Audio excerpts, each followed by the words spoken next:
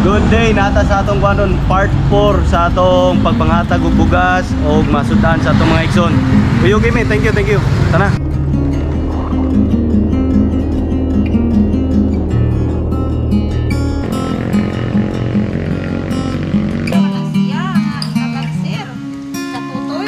Tutoy, breast cancer. Ay, bay, kanang natay istorya dahil nga tindira diri ba sa tindahan. Kanang nagisgot siya og kuan ay babae kuno nga kanang breast cancer gani kuno siya niya. Ato na to, angan kuno niya, amo na ibawan si Rose, ang iyang bana si Erwin Bidolido, taga Barangay Corte, taga Sitio Toril. So ayan na to pangita, payugi mi ninyo. Tana bay. Dos. Muta na mi asa ilang Bidolido. Erwin? Oh, Laros. Dala, tubay naman ang daan na. Okay. Salamat po sa.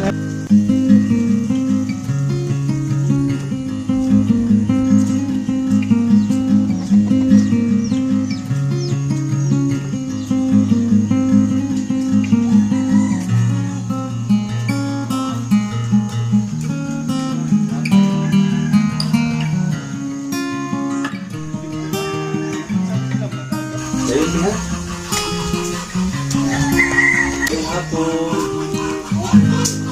Ay, Rose. Ako rin si Gio. May hapon. Na ako'y kuan, dalang gamay kuan. Grasya, para nimo bugas o kiring kaning pumasudan. Yeah.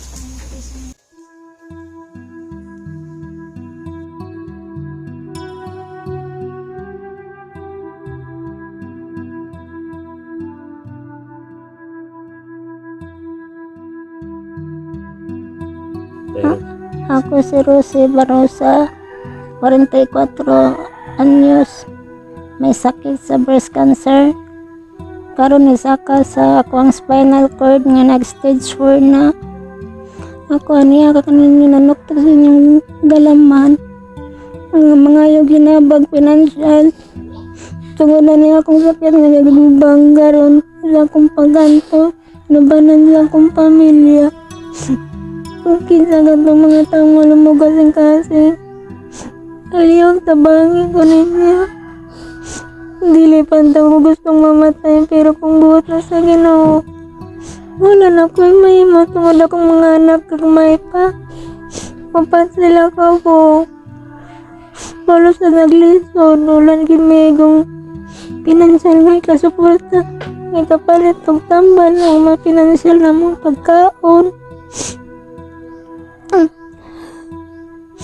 Hindi na lang ko to. Puspon ko. Kinsagat ng mga malumong kasing-kasing.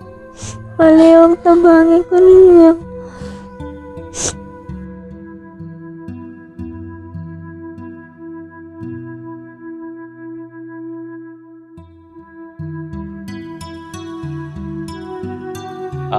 Mga kaigsunan, salamat sa pag tanaw ni nga video o manghinaot mi nga atong matabangan si Ate Rose, taga kuan ni siya, taga Sitio Toril, Barangay Corte, Carmen, Cebu.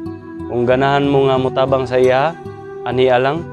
O kung ganahan pud mo paabot sa inyong tabang, naatay GCash atong ibutang sa aning end sa video o sa description. Salamat mga igsoon.